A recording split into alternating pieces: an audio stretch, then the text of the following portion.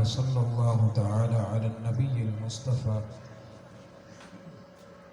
وعلى آله المجتبى وأصحابه المرتضى وعلى علماء أمته النجبى كل من المفسرين والمحدثين والفقهاء إلى يوم البعث والجزاء. ثم نشهد أن لا إله إلا الله وحده لا شريك له، ونشهد أن سيدنا وأيدنا ومولانا محمدا عبده ورسوله أرسله بالحق بشيرا ونذيرا وداعيا إلى الله بإذنه وسراجا منيرا. أما بعد فقد قال الله عز وجل: أعوذ بالله من الشيطان الرجيم، بسم الله الرحمن الرحيم. يا أيها النبي قل لأزواجك وبناتك ونساء المؤمنين يدنين عليهن من جلابيبهن. وقال النبي صلى الله عليه وسلم: إذا فاتك الحياء فافعل ما شئت، أو كما قال عليه التحية والتسليم.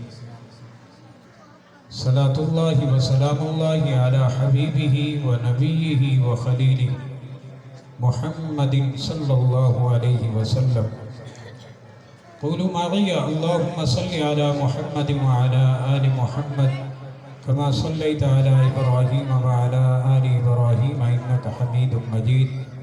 اللهم بارك على محمد وعلى آل محمد كما باركت على إبراهيم وعلى آل إبراهيم إنك حميد مجيد. اسٹیج پہ جلوہ افروز علماء کرام،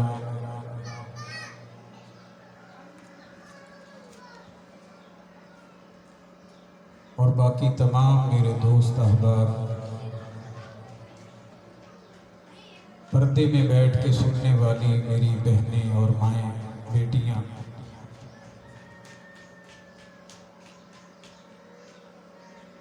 آج ہم اس مدرسہ کی سالانہ تقریب میں شامل ہیں. دعا فرمائیں کہ اللہ اپنے فضل و کرم سے ہمیں ہر اس کام کی توفیق دے جس سے وہ راضی ہو اور اس کا محبوب راضی ہو. مدارس کی ترتیب ہوتی ہے، سال کے آخر میں اپنی پوری سال کی کارگزاری، کارکردگی اپنی قوم کے سامنے رکھتے ہیں. مختلف حضرات اس پروگرام کو مختلف نظروں سے دیکھتے ہیں.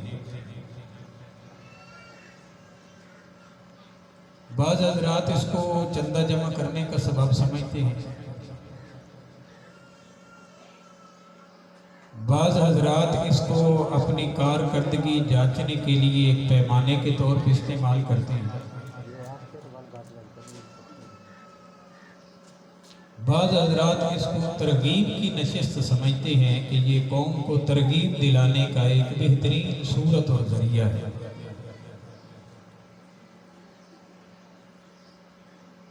یہ بات اپنی جگہ پہ مسلم ہے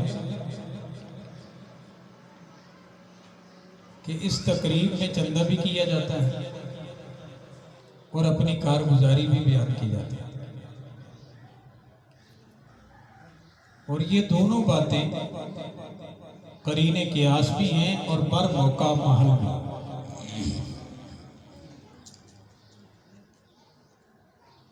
پہلی بات جس کا خطاب، جس کے مخاطب صرف اور صرف آپ حضرات ہیں،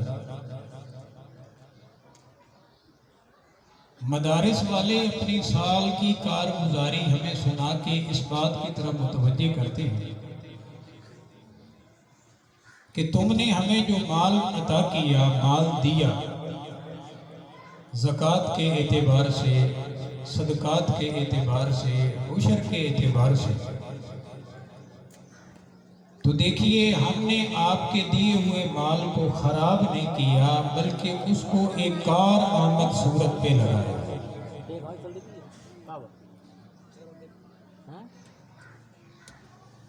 دوسری بات،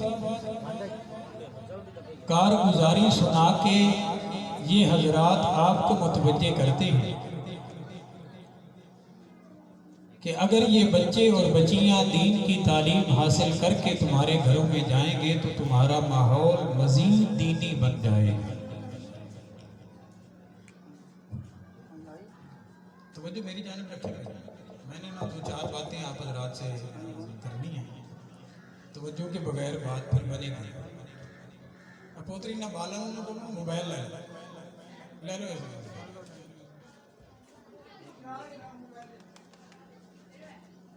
دوسری پڑی ہے۔ یہ موبائل والی لعنت ایسی ہمارے اندر آ کے پڑی ہے کہ اب بچوں نے اس کو محض اپنی تفریح سمجھ لی، اور یہ بات مولانا بھی میرے پاس موجود ہیں، تو میں کھلے لفظوں میں کہتا ہوں کہ تصویر بنانا شرعاً حرام ہے، شرعاً حرام۔ اور آج کل کے اس موبائل کی تصویر نے ہمارے اندر بے حیائی کے معاملات کو تقریباً 80% مزید بڑھا دیا۔ اس لیے اپنے بچوں کو کنٹرول کیا کرو، موبائل استعمال کریں لیکن ضرورت کے درجے میں، فضولیات کے درجے میں۔ خیر دوسری پڑھیے بھائی تاکہ میں اپنی بات آگے چلا سکوں۔ اللہم صلی علی سیدنا و مولانا محمد وعلی آل سیدنا و مولانا محمد مبارک وسلم۔ مدارس والے حضرات کی ترتیب میں عرض کر رہا تھا کہ یہ ہمیں ترغیب دیتے ہیں کہ دیکھو آپ نے ہمیں 4 بچے دیے، ان میں سے ایک بچہ ہم نے آپ کو حافظ قرآن بنا کے دیا، آپ نے اپنی بیٹیوں کو ہمارے پاس بھیجا، ہم نے آپ کی بیٹیوں کو زیور تعلیم سے آراستہ اور پیراستہ کر کے بھیجا۔ اگر آپ مزید اپنے بچوں کو بھیجیں گے تو ہم ان کو بھی دین پڑھا کے آپ کی طرف بھیجیں گے۔ اور یاد رہے میرے پیارے، ایک بچہ یا بچی اگر گھر میں قرآن مجید کا حفظ کر لے، قرآن مجید یاد کر لے، تو میرے محبوب پیغمبر کریم صلی اللہ علیہ وسلم کے ارشاد گرامی کے مطابق آخرت کے دن، قیامت کے دن، میدان محشر میں 10 ان بچوں کی، 10 ان بندوں کی ضمانت دے کے اللہ کی بارگاہ میں جنت لے جائے گا جن پر جہنم واجب ہو چکی ہے۔ تو گویا کہ یہ مدارس والے ہمیں ترغیب دے رہے ہیں کہ آپ اپنے بچوں کو زیادہ سے زیادہ دین کی طرف راغب کرو تاکہ دین تمہارے گھر کے اندر آ جائے، اور نتیجہ یہ کہ ہمیں جہنم سے بچ کے جنت جانے کا سبب اور جنت جانے کا موقع مل جائے۔ یہاں پہ چونکہ اکثریت ہماری بہن بیٹیوں کی ہے تو میں نے جو آیت مبارکہ پڑھی ہے اس کا زیادہ تر خطاب ہماری بہن بیٹیوں کے ساتھ ہے۔ کچھ باتیں آپ حضرات کے لیے بھی ہوں گی، دعا فرمائے اللہ اپنے فضل سے مجھے حق سچ کہنے کی توفیق عطا فرمائے، آپ کو اور مجھ کو حق اور سچ پر اللہ عمل کی توفیق عطا فرمائے۔ انسان کی فطرت میں میرے اللہ نے حیا رکھی ہے۔ کیا رکھی ہے؟ بول کے شاباش۔ انسان کی فطرت میں کیا رکھی ہے بھائی؟ حیا رکھی ہے۔ انسان کی فطرت میں حیا کتنی ہے؟ یاد رہے حضرت آدم علیہ السلام اور سیدہ حوا علیہ السلام کو میرے اللہ نے جنت میں بھیجا، جنت میں رکھا۔ جب یہ جنت میں رہ رہے تھے تو ان کے وجود کے اوپر جنت کے کپڑے تھے، اور وہ جنت کے کپڑے ان کے وجود کے اوپر مستقل رہتے تھے۔ وہ جنت کا پردہ تھا۔ اللہ کی حکمت ہے، رب نے ان کو منع فرمایا، لا تقربا ھذہ الشجرہ، تم نے اس درخت کے قریب نہیں جانا۔ انہوں نے وہ درخت کھا لیا، وہ دانہ گندم کھا لیا، جس درخت سے میرے رب نے منع کیا تھا کھا لیا۔ قرآن کہتا ہے پہلا کام جو ہوا وہ یہ کہ ان کے جنت والے کپڑے اللہ نے اتار لیے، لیکن فطرت میں حیا موجود تھی، تو فطرتی حیا کی وجہ سے قرآن نے بڑا عجیب جملہ سیدنا آدم علیہ السلام اور سیدہ حوا علیہ السلام کے لیے بولا، فرمایا بطفقا یخصفان علیہما من ورق الجنہ، فرمایا کہ جب ان کے کپڑے اترے تو انہوں نے حیا کے مارے جنت کے درختوں کے پتے اٹھا اٹھا کے اپنے وجود کو چھپانا شروع کر دیا، وجود کو چھپا لیا۔ کیوں؟ اس لیے کہ یہ فطرت کے مطابق سمجھتے تھے کہ وجود کا چھپ جانا، پردے کا ہو جانا، یہ مرد کے لیے بھی باعث عزت و شرافت ہے، عورت کے لیے بھی باعث عزت و شرافت ہے۔ اور یہ پردے والی اہمیت کتنی ہے اس شریعت کے اندر، جس شریعت کا ہم کلمہ پڑھتے ہیں، کتنی اہمیت بتائی اس نبی نے، جس نبی کا ہم کلمہ پڑھتے ہیں، جس نبی کا امتی ہونے پر ہمیں فخر ہے۔ میرے محبوب صلی اللہ علیہ وسلم کی بارگاہ میں سیدنا عمر بن خطاب رضی اللہ تعالیٰ عنہ تشریف لائے، آ کے عرض کرنے لگے آقا میں دیکھتا ہوں کہ آپ کے گھر میں اجنبی لوگ آتے ہیں مسئلہ دریافت کرنے کے لیے، ہماری مائیں بھی وہاں پہ موجود ہوتی ہیں، یہ اجنبی بھی آتے ہیں، آپ سے محو گفتگو ہوتے ہیں، یہ صورت اچھی نہیں، میرا دل کرتا ہے کہ آپ اپنی ازواج مطہرات کو پردے کا حکم دے دیں کہ جب کوئی اجنبی آئے تو آپ پردہ کر لیا کریں، یہ بات زیادہ بہتر ہے۔ میرے محبوب صلی اللہ علیہ وسلم نے فرمایا عمر میرے رب نے میری شان بنائی ہے، ما ینطق عن الہوا ان ہوا الا وحی یوحا، اپنی مرضی سے بولتا نہیں، میرا رب بلواتا ہے وہی کچھ بولتا ہوں۔ یہ گفتگو ہو رہی ہے، مجلس ابھی مکمل نہیں ہوئی، بات ابھی پوری نہیں ہوئی، میرے محبوب پیغمبر پر وحی کی کیفیت طاری ہوئی۔ جبرائیل علیہ السلام وحی کے اندر یہ قرآن مقدس کا حکم لے کے آئے کہ یا ایوہ النبی کل ازواجکا و بناتکا و نساء المؤمنین یدنین علیہن من جلابیبہن، فرمایا اے میرے محبوب پیغمبر اپنی گھر والیوں کو بھی حکم فرمائیے، اپنی بیٹیوں کو بھی حکم فرمائیے، آپ کے جتنے امتی ہیں ان کی مستورات کو بھی حکم دیجئے کہ جب بھی تمہیں کسی ضرورت کے تحت باہر نکلنا پڑے تو پردہ کر کے نکلا کرو، بغیر پردہ گھر سے نکلنے کی اجازت نہیں ہے۔ الجامع الصغیر میں ایک بڑی عجیب بات موجود ہے، یہ آیت نازل ہوئی، میرے محبوب پیغمبر نے مسجد میں اس آیت کو بیان کیا، اس کا حکم بیان کیا، اس کا طرز اور طریقہ کار بیان کیا۔ یہاں پہ ایک چھوٹا بچہ جس کی عمر 8 سال کی ہے وہ اس مجلس کے اندر موجود ہے، میرے محبوب پیغمبر کا صحابی ہے، میرے محبوب پیغمبر کا نام لیوا ہے۔ اس کے ذہن میں بات آئی، میں گھر سے نکل رہا تھا، میری دادی اماں بازار جا رہی تھی کسی کام کے خریدنے، کسی چیز کے خریدنے کے لیے، کسی کام کی غرض سے، وہ ابھی واپس نہیں پلٹی، لیکن اس کا تو پردہ نہیں تھا، اس نے تو پردہ یوں نہیں کیا ہوا تھا جیسے میرے محبوب پیغمبر نے بتلایا۔ یہ بچہ اس مجلس سے اٹھا، بھاگ کے بازار پہنچا، تلاش کیا، ایک دکان پہ اس کو اپنی دادی اماں مل گئی۔ دادی اماں سے کہتا ہے اماں میں محبوب پیغمبر کی مجلس سے اٹھ کے آیا ہوں، میرے محبوب نے فرمایا گھر سے باہر نکلو تو اپنے لیے پردے کا اہتمام کیا کرو۔ اماں جی اب کیا کرنا ہے؟ یہ خاتون فوراً اپنے دوپٹے کا گھونگھٹ نکال کے دیوار کی طرف منہ کر کے بیٹھ گئی اور اپنے پوتے کو کہتی ہے جا گھر سے میرا برقع لے کے آ، پھر گھر واپس جاؤں گی۔ یہ بچہ کہتا ہے اماں میں تیرے ساتھ ہوں، چل میرے ساتھ، جب دوبارہ باہر کبھی نکلنے کی ضرورت پڑے برقعے کے بغیر نہیں نکلنا۔ اس خاتون کا جملہ تیرے اور میرے لیے، خصوصیت سے میری بہن بیٹیوں کے لیے مشعل راہ ہے۔ یہ دادی اماں کتنا عجیب جملہ استعمال کرتی ہے، کہتی ہے بیٹا یہ بات اپنی جگہ پہ مسلم ہے کہ میں آج چلی جاؤں کیونکہ گھر سے باہر ہوں تو گھر جانے تک میں گناہگار شمار نہیں ہوگی، اس لیے کہ یہاں میرے پاس میرا برقع موجود نہیں ہے، دوبارہ گھر سے نکلوں گی برقع پہن کے نکلوں گی، لیکن آج یہاں بیٹھی ہوں جانا نہیں چاہتی۔ وجہ کیا ہے؟ فرمایا کہیں ایسا نہ ہو زندگی کا کوئی پتہ نہیں، گھر پہنچنے سے پہلے موت آ جائے اور میرا رب پوچھے میرے محبوب کا حکم تیرے تک پہنچا تھا تو نے عمل کیوں نہیں؟ اس لیے میں چاہتی ہوں کہ میرا برقع مجھے یہیں پہ لا کے دیا جائے اور میں برقع پہن کے گھر واپس جاؤں گی۔ آج میرے پیارے ہماری ترتیبیں بدل گئی، ہمارے نظام بدل گیا، ہمارا نصاب بدل گیا، ہمارا انداز مسلمانی بدل گیا۔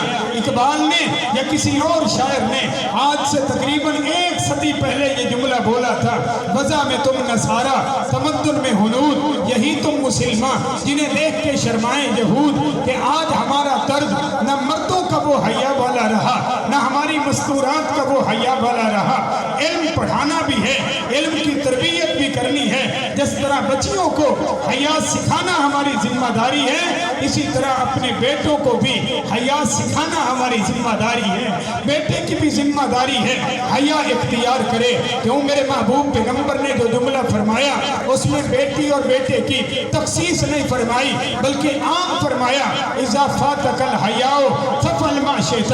تیرا حیا مر جائے پھر جو مرضی آئے تو کرتا رہے، لیکن جب تک تیرا حیا باقی ہے اتنے وقت تک تجھے زندگی حیا والی گزارنی ہوگی. میرے محبوب پیغمبر کتنے حیا والے تھے. عرب کے لوگ کہتے ہیں کہ ہم نے عرب کی کسی کنواری لڑکی کی آنکھ میں ایسا حیا نہیں دیکھا جو حیا ہمیں محبوب پیغمبر کریم صلی اللہ علیہ وسلم کی ذات پاک پہ نظر آیا. حضور کتنے صاحب حیا تھے، اپنی امتیوں کو کتنی حیا کی ترغیب اور تعلیم ارشاد فرمائی. ازواج مطہرات میرے محبوب پیغمبر کی گھر والیاں امت کی کیا لگتی ہیں بھائی؟ امت کی کیا لگتی ہیں؟ آواز نہیں نکلی بھائی. آپ حضرات کو پتہ نہیں میری باتیں سمجھ آ رہی ہیں یا نہیں آ رہی؟ سمجھ آ رہی میری باتیں؟ تو پھر پریشان نہ ہو کے بیٹھو، ذرا کیا کہتے ہیں مسکراہٹ کے ساتھ بیٹھیے تاکہ کو پتہ چلے کہ آپ حضرات کو میری باتیں سمجھ بھی آ رہی ہیں. اللہ آپ کو جزائے خیر دے. میں عرض کر رہا تھا میرے محبوب پیغمبر کی گھر والیاں امت کی مائیں ہیں. یہ کتنی با کردار تھی، کتنی پاکیزہ تھی، کتنی حیا والی تھی. میرا رب قرآن مقدس کے 22ویں پارے میں علل اعلان کہتا ہے یا نساء النبی لستن کاحد من النساء. اے میرے نبی کی گھر والیوں، قیامت کی صبح تک آنے والی ساری عورتیں اکٹھی ہو جائیں، آپ میں سے کسی ایک کا مقابلہ نہیں کر سکتی اور کائنات میں سے کوئی ایک آپ کا مقابلہ نہیں کر سکتی. یہ مقام ہے ان کا، لیکن اس کے باوجود قرآن مجید نے ان کے لیے بھی احکامات نازل فرمائے. حیا کی ترغیب ان کو بھی دی گئی. انہوں نے لکھا ہے محدثین نے، علماء کرام نے کہ ازواج مطہرات کا معمول تھا گھر بیٹھے ہوتی تو ان کا چہرہ دیوار کی طرف نہیں ہوتا، ان کا چہرہ دروازے کی طرف نہیں ہوتا تھا، دیوار کی طرف چہرہ کر کے بیٹھتی. کسی خاتون نے پوچھا وجہ کیا ہے؟ فرمانے لگی اس لیے کہ اچانک دروازہ کھلے تب بھی ہماری نظر کسی غیر محرم پہ پڑنی، بولیے بھی غیر محرم پہ پڑنی نہیں چاہیے. غیر محرم کی نگاہ ہمارے اوپر نہیں پڑنی چاہیے. علماء کرام سے پوچھئے، کتب احادیث میں موجود ہے میرے محبوب پیغمبر کریم کی بارگاہ میں ایک نابینا صحابی عبداللہ ابن ام مکتوم رضی اللہ تعالیٰ عنہ تشریف لائے. میرے محبوب پیغمبر کی 2 گھر والیاں میرے محبوب پیغمبر کے ساتھ تشریف فرما تھی. انہوں نے جب دیکھا تو میرے محبوب پیغمبر نے ان کو فرمایا کہ تم پردہ کر لو. ان خواتین نے میرے محبوب پیغمبر کی گھر والیوں نے حضور صلی اللہ علیہ وسلم سے گزارش کی، آقا وہ تو نابینا ہے، وہ تو بولتے نہیں ہو، وہ تو نابینا ہے، پھر پردہ کرنے کی کیا ضرورت؟ فرمایا تم نے سنا نہیں میرے رب نے جس طرح غیر محرم مرد سے عورت کو پردے کا حکم دیا ہے اسی طرح غیر محرم عورت سے مرد کو بھی پردے کا حکم دیا گیا. یہ پردے کا حکم ان کے لیے بھی ہے، تمہارے لیے بھی ہے.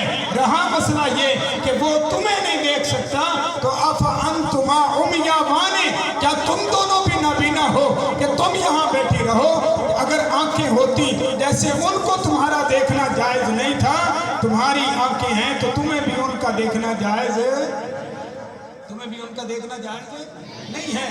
یہ ہیں وہ حیا کی تعلیمات جو میرے محبوب پیغمبر نے اس امت کو ارشاد فرمائی، امت کو عطا فرمائی. لیکن آج میرے گھر میں حیا کی ترتیب کیا چل رہی ہے؟ میرے گھر میں نظام کیا چل رہا ہے؟ میرے گھر میں کس کی تہذیب کو اختیار کیا جا رہا ہے؟ آج ہمارے ہاں ٹی وی کی سکرین پہ جو نظر آتا ہے ہم اسے تہذیب سمجھتے ہیں، اسے اپنا کلچر سمجھتے ہیں، اسے اپنا تمدن سمجھتے ہیں. لیکن حیرانگی کی بات یہ ہے ہم نے کلمہ پڑھا آمنہ کے در یتیم کا، لا الہ الا اللہ محمد الرسول اللہ. ہمارے جماعت والے احباب بڑے پیارے انداز میں سمجھاتے ہیں کہ ہم نے وعدہ کیا تھا حکم اللہ کا ماننا ہے، طریقہ مصطفیٰ کا اختیار کرنا ہے. سمجھانے والے بندے کا جملہ بڑا پیارا کہ لا الہ الا اللہ منزل مقصود ہے، محمد الرسول اللہ اس منزل تک پہنچنے کا راستہ ہے. آج ہم سبھی اللہ تک پہنچنا چاہتے ہیں، اللہ والی منزل تک پہنچنا چاہتے ہیں، لیکن یہ اس بات کا کبھی ہم نے خیال نہیں رکھا کہ ہمارا راستہ محمد الرسول اللہ والا ہے یا نہیں ہے. یاد رکھنا میرے پیارے، ماں ہو، بہن ہو، بیٹی ہو یا کوئی بھائی ہو بزرگ ہو، جب تک محمد الرسول اللہ والا طریقہ اختیار نہیں کرے گا تو یہ لا الہ الا اللہ کی منزل تک پہنچ سکتا بولتے نہیں ہو، لا الہ الا اللہ کی منزل تک پہنچ سکتا نہیں ہے۔ آج ایک جملہ شیطان کی طرف سے ہمارے معاشرے میں آ گیا، اچھا یار کوئی بات نہیں، اچھا کوئی گل نہیں، اچھا ہو جاتا ہے ایسا۔ یہ جملہ یہ رحمان کی طرف سے نہیں ہے، یہ جملہ شیطان کی طرف سے ہے۔ رحمان کی طرف سے جملہ یہ ہے ایسا کیوں ہوا، نہیں ہونا چاہیے تھا۔ بات لمبی ہو جائے گی، میں اس بات پہ بہت سارے دلائل عرض کر سکتا ہوں کہ سب سے زیادہ ضرورت ہمارے معاشرے کو اس وقت حیا کی ہے۔ تعلیم ہے تو حیا ہو تو تعلیم فائدہ مند ہوگی، قرآن پڑھتے ہو حیا ہو تو قرآن پڑھنا فائدہ مند ہوگا، دین کی کتابیں پڑھتے ہو حیا ہو تو دین کی کتابیں پڑھنا فائدہ مند ہوگا۔ اگر حیا نہیں ہے خدا کی قسم کوئی تعلیم بندے کے لیے سود مند نہیں ہو سکتی۔ حیا کے شریعت نے ہمیں کتنے سکھائے ہیں اندازہ لگائیے۔ سیدنا زکریہ علیہ السلام کا، حضرت زکریہ علیہ السلام کی کسٹڈی کے اندر ان کے زیر نگرانی سیدہ مریم علیہ السلام ہیں، لیکن اندازہ لگاؤ مفسرین نے بڑی عجیب بات لکھی ہے۔ فرمایا سیدہ مریم یہ دنوں میں ایسے بڑی ہوتی تھی جیسے عام بچیاں سالوں میں بڑی ہوتی ہیں۔ اللہ کی حکمت ہے ان کی عمر 6 برس کی ہو گئی۔ زکریہ علیہ السلام گھر سے باہر نکلتے تو باہر سے کنڈی لگا کے جاتے، باہر سے بولیے بھائی، باہر سے سیدہ مریم اندر موجود ہیں اور باہر سے کیا لگی ہوئی ہے ابھی؟ کنڈی لگی ہوئی ہے۔ اس کا مطلب یہ نکلا باپ کی ذمہ داری ہے اپنے گھر کو کنٹرول کرنا۔ باپ کی بولیے بھائی، باپ کی ذمہ داری ہے اپنے گھر کو کنٹرول کرنا۔ اور یہ بات بھی بڑی عجیب ہے۔ ایک دن حضرت زکریہ علیہ السلام تشریف لائے، دیکھا بڑی عجیب طرح کے میوہ جات پڑے ہوئے ہیں سیدہ مریم صلاۃ اللہ علیہا کے پاس۔ انہوں نے آتے ہی قرآن کا اسلوب دیکھیے، پہلا سوال کیا یا مریم انا لک ھذا، مریم یہ چیزیں کہاں سے آئی ہیں؟ بول۔ اس کا مطلب یہ نکلا گھر کے سربراہ کی ذمہ داری ہے گھر میں آئے کوئی اجنبی چیز نظر آئے پہلے اس کی پوچھ گچھ کرے، یہ چیز کہاں سے آئی ہے، کون لے کے آیا ہے، کیوں لے کے گیا ہے، کون آیا تھا گھر میں، ان ساری باتوں کی کھود خرید کرنا یہ مرد کی ذمہ داری ہے، سربراہ گھر کی ذمہ داری ہے۔ سیدنا زکریہ علیہ السلام نے پوچھا تو انہوں نے بڑا عجیب جملہ بولا، فرمانے لگی قالت ہوا من عند اللہ، اے میرے ابا جان، اے میرے خالو، اے میرے کو پرورش کرنے والے، پریشان ہونے کی ضرورت نہیں۔ یہ ساری چیزیں کہاں سے آئی ہیں؟ یہ کہاں سے آئی ہیں بھائی؟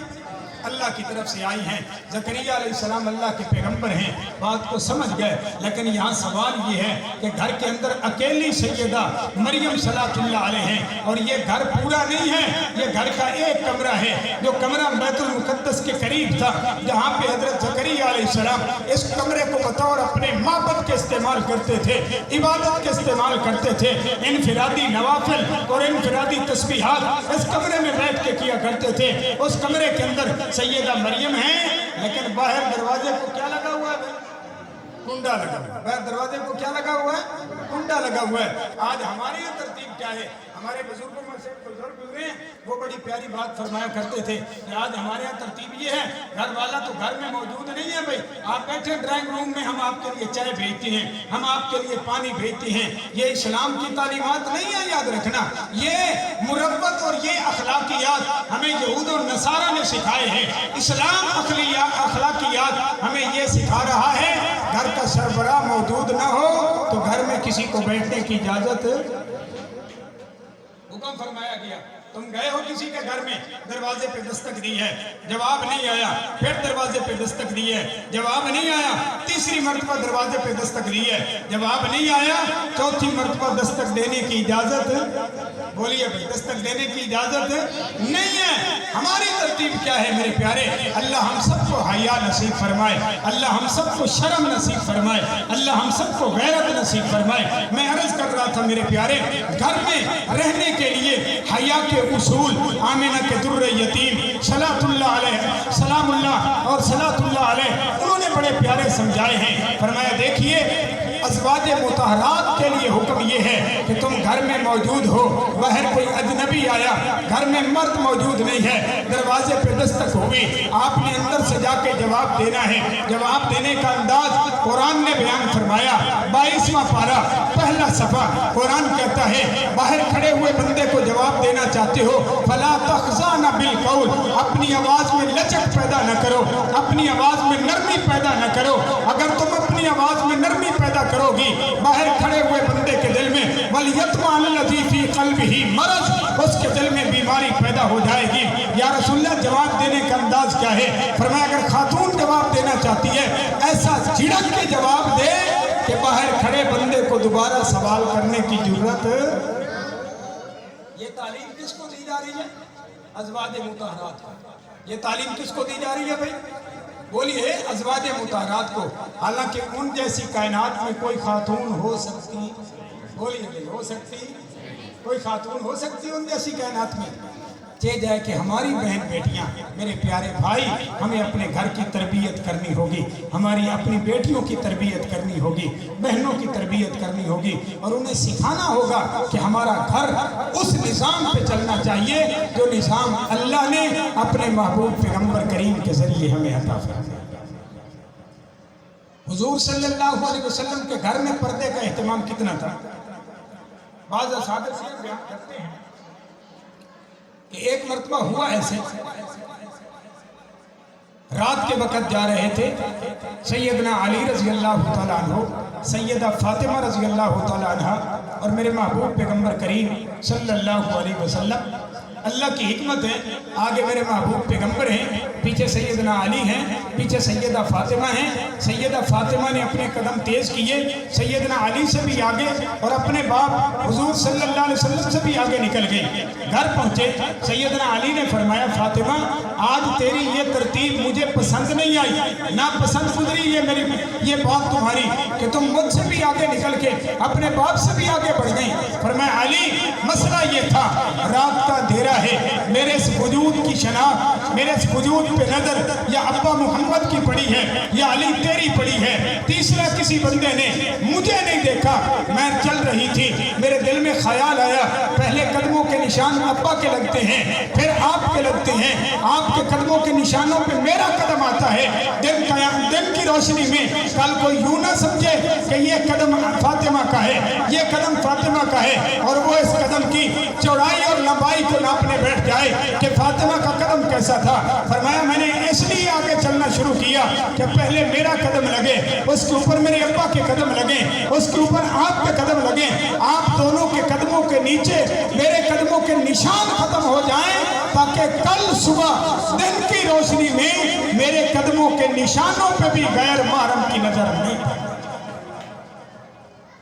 اور یاد رکھنا میرے پیارے بھائی، ہم فضائل کے اعتبار سے ممبر پہ یہی بیان کرتے ہیں کہ دیکھیے سیدہ طیبہ طاہرہ سیدہ فاطمہ رضی اللہ تعالیٰ عنہ وہ پہلی خاتون ہیں جنہوں نے حکم فرمایا تھا کہ جب جنازہ میرا لے جایا جائے رات کو اٹھایا جائے تاکہ میرے کفن کی چادر پہ غیر محرم کی نگاہ نہ پڑے، جب جنازہ میرا اٹھایا جائے اس کے لیے پورا ہودج بنایا جائے، پردے کا اہتمام کیا جائے، جب میرا جنازہ لے جایا جائے اس کے ساتھ چراغ یا روشنی والی کوئی چیز نہ لائی جائے۔ سوال یہ ہے کہ جس پیغمبر کا ہم نے کلمہ پڑھا اس پیغمبر کی بیٹی نے اپنے باپ کی تعلیمات امت تک کے انداز میں پہنچائی ہیں، لیکن آج میرے ہاں پردے کا تصور کیا ہے؟ آج میرے ہاں پردے کا تصور بالکل اس کے برعکس ہو گیا ہے۔ اٹھاؤ تفاسیر، بڑی پیاری بات جو آیت میں عرض کر رہا تھا، یدنین علیہن من جلابیبہن، فرمایا میرے محبوب پیغمبر ان کو کہیے اپنے اوپر اتنی بڑی چادر ڈال لیں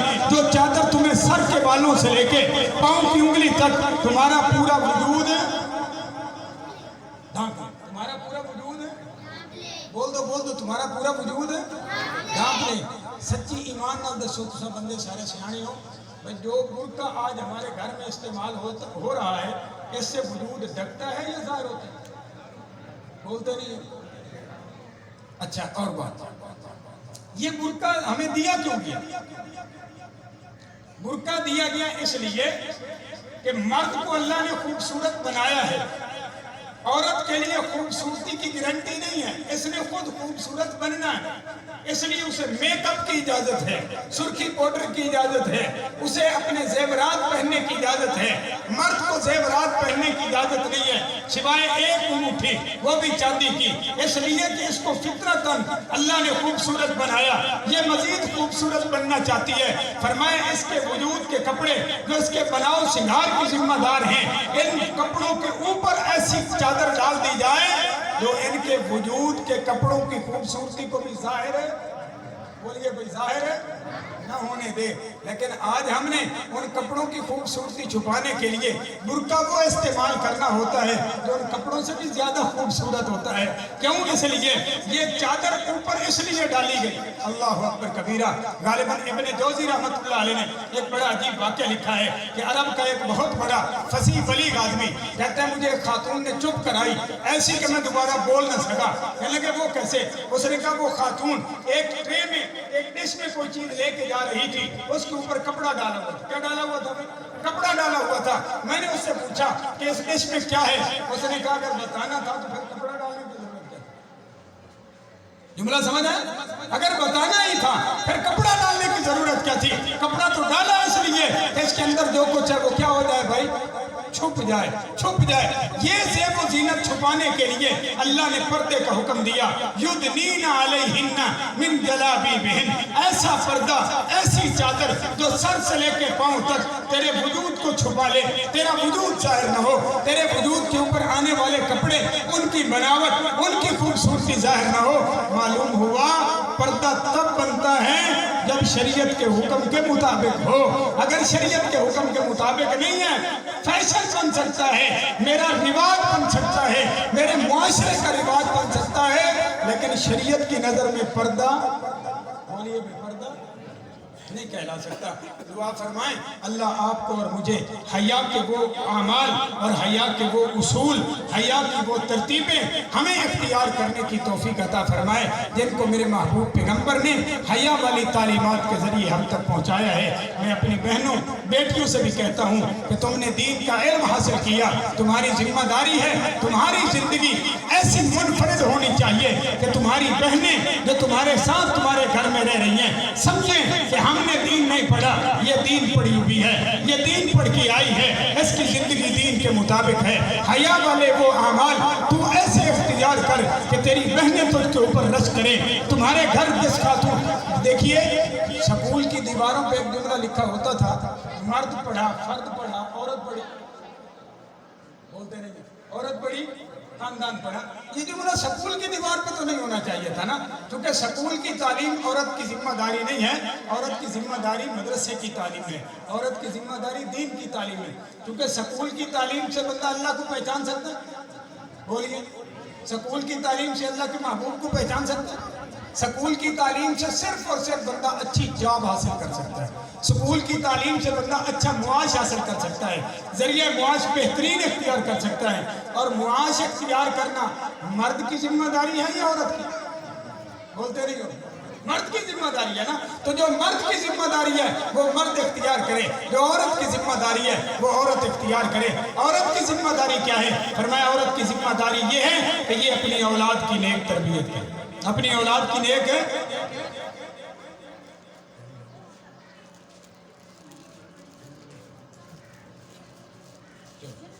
بس میں 2-4 منٹ اپنی بات مکمل کرتا ہوں۔ نماز بچے کے اوپر کب فرض ہوتی ہے؟ کتنے سال کا بچہ ہو تو اس کو نماز کی ترغیب دینی چاہیے؟ بالا میں پتہ، بڑے کو نہیں پتہ میرے خیال۔ کتنے سال کا بچہ ہو گئی؟ 7 سال کا۔ 7 سال سے پہلے شریعت نے بچے کے اوپر کوئی برڈن ڈالی کوئی برڈن؟ لیکن تمہارے اسکول کے قانون کے مطابق کتنے سال کا بچہ اسکول میں داخل ہوتا ہے؟ 3 سال کا۔ 3 سال کا۔ میں کہتا ہوں یہ ترتیب ہماری نہیں ہے، اسلام کی ترتیب نہیں ہے۔ اسلام کی ترتیب ہے کہ 7 سال تک یہ بچہ اپنی ماں کی گود میں کھیلے۔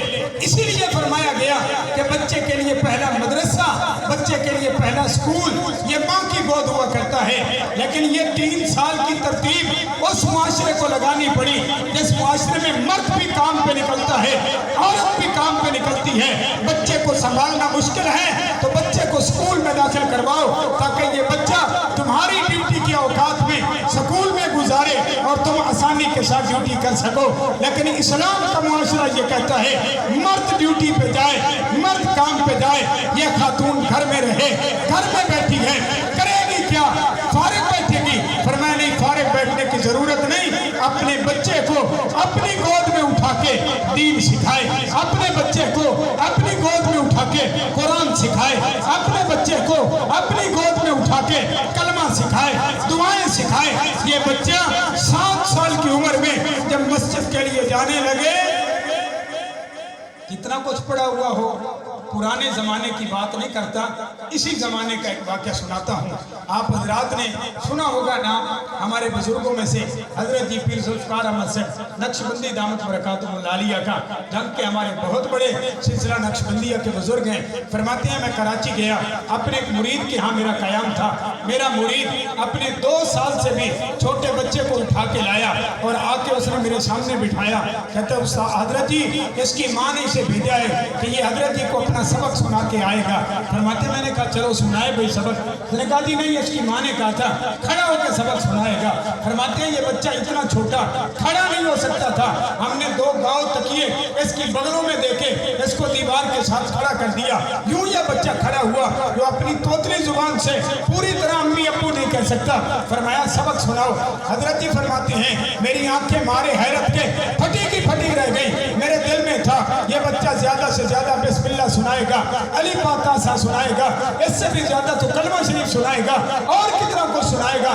فرماتے ہیں میں حیران رہ گیا جب اتنی چھوٹے بچے نے اعوذ باللہ بسم اللہ پڑھ کے مجھے 30 آیات 2 رکوع پہ مشتمل پوری سورہ ملک سنائی، پوری سورہ ملک مجھے سنائی۔ اس چھوٹے بچے نے جو اپنے پاؤں پہ کھڑا نہیں ہو سکتا تھا، دیوار کے ساتھ ٹیک لگا کے اس کو کھڑا کیا۔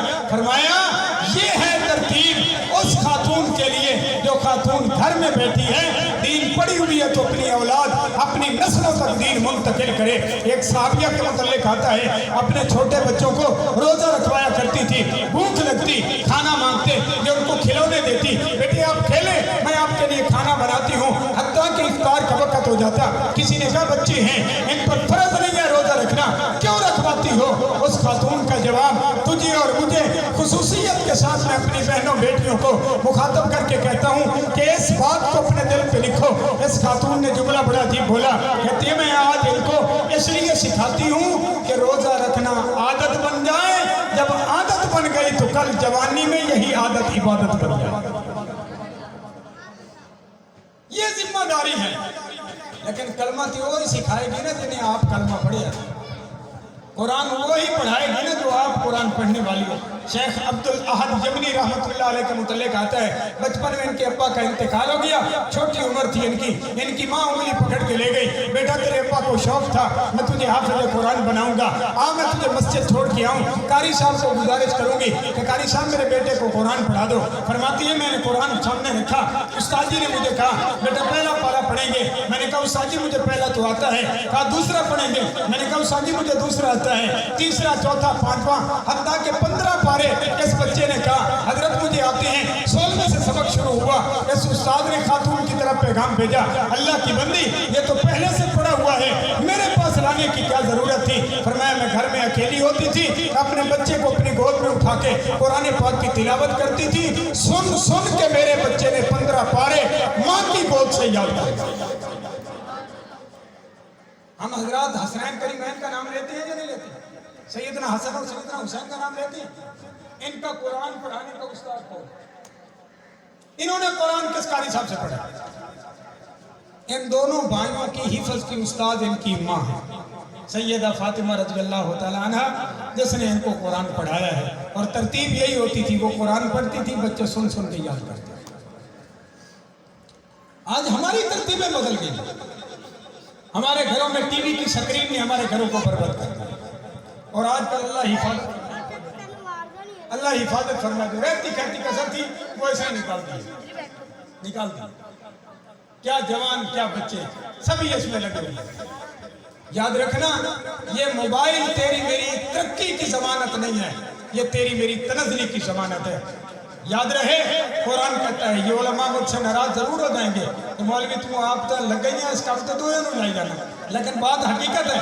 قرآن کہتا ہے لن ترضى عنك اليهود ولا النصارى حتى تتبع ملتهم. فرمایا یہودی اور عیسائی تجھ سے کبھی خوش نہیں ہو سکتے جب تک یہ تجھے اپنے جیسا نہ بنا دیں. یاد رکھنا میرے پیارے، یہ ہمارے خیر خواہ ہو سکتی ہے، بولتے نہیں. یہودی عیسائی ہمارے خیر خواہ ہو سکتے ہیں کسی درجے میں، 100 میں سے 2-4%. اگر نہیں خیر خواہ ہو سکتے تو جو ان کی ایجادات ہیں وہ بھی ہمارے لیے خیر خواہی کی ضمانت نہیں ہے. میں کہتا ہوں جب سے یہ موبائل شریف آیا نا جی، گناہوں کی مقدار بڑھ گئی ہے. جو بندہ پہلے 10 منٹ ٹی وی کے سامنے بیٹھتا تھا اب وہ موبائل کی سکرین کی طرف گھنٹوں متوجہ رہتا ہے. جو پہلے اپنے کام کاج سے وقت نکال کے 10-15 منٹ گانے سن کے اپنے کانوں کو گندا کرتا تھا اب وہ ہینڈ پر ہی لگا کے موبائل اپنا جیب میں رکھ کے سارا دن گانے سنتا. تو یہ گناہوں میں بڑھوتری ہوگی یا نیکیوں میں؟ بولتے نہیں. بعض ہمارے بھائی کہتے ہیں مولوی صاحب نیکیاں بھی تو بڑھ گئی ہیں نا. میں نے کہا کیسے؟ کہتے ہیں کہ اب جو بھی مسئلہ ہے پہلے جانا پڑتا تھا مولوی صاحب سے، اب یہ مسئلہ یہیں پہ سرچ کرتے ہیں تو مسئلہ آ جاتا ہے. جی کوئی مولوی بیان کرنے والا ہوتا ہے لیکن پتہ ہے جو بیان کرنے والا ہے وہ کون ہے؟ ہو سکتا ہے وہ بیان کرنے والا انجینئر محمد علی میرے صاحب، ہاں جی ہو سکتا ہے وہ بیان کرنے والا جاوید حامدی. تو وہ تو تیرے میرے ایمان کو مزید بگاڑے گا یا بنائے گا؟ کیا خیال ہے؟ بگاڑے گا. تو تحقیق، مسائل کا پوچھنا، علم کا حاصل کرنا ان علماء سے جن پر اعتماد ہے، جن کو ٹھوک بجا کے اللہ حضرت کا آنا بھی ہمارے لیے باعث برکت بنا. بس حضرت آ گئے تو اس کا مطلب ہے ہمیں اجازت ملنی چاہیے. تو میں عرض کر رہا تھا بھائی سب سے پہلے اپنے گھر میں کیا پیدا کرنا چاہیے؟ بھائی حیا کی فضا پیدا کرنا چاہیے. کیا کرنی چاہیے بھائی؟ بولیے شاباش، بولیے شاباش، بات کو ختم کرنی ہے. حیا کی فضا پیدا کرنی چاہیے. اور حیا کی فضا کب بنے گی؟ جب بھائی بھی آنکھیں جھکانے والا ہوگا، بہن بھی پردہ کرنے والی ہوگی، بیٹی بھی آنکھیں جھکانے والا، باپ بھی آنکھیں جھکانے والا ہوگا، بیٹی بھی اپنے سر پہ برقع کرنے والی ہوگی. پھر یہ حیا کی ترتیب بنے گی. دعا فرمائیں اللہ مجھے آپ کو ہم سب کو حیا اور غیرت والی زندگی نصیب فرمائے. اور ہماری جن بہنوں بیٹیوں نے دین کا علم حاصل کیا ہے اللہ تعالیٰ ان کا یہ علم مبارک فرمائے اور ان کو اپنی آنے والی نسلوں کے لیے اللہ ہدایت کا ذریعہ بنائے اور ہم سب کو دین کی تعلیمات پر عمل پیرا رہنے کی توفیق عطا فرمائے. وآخر دعوانا الحمدللہ.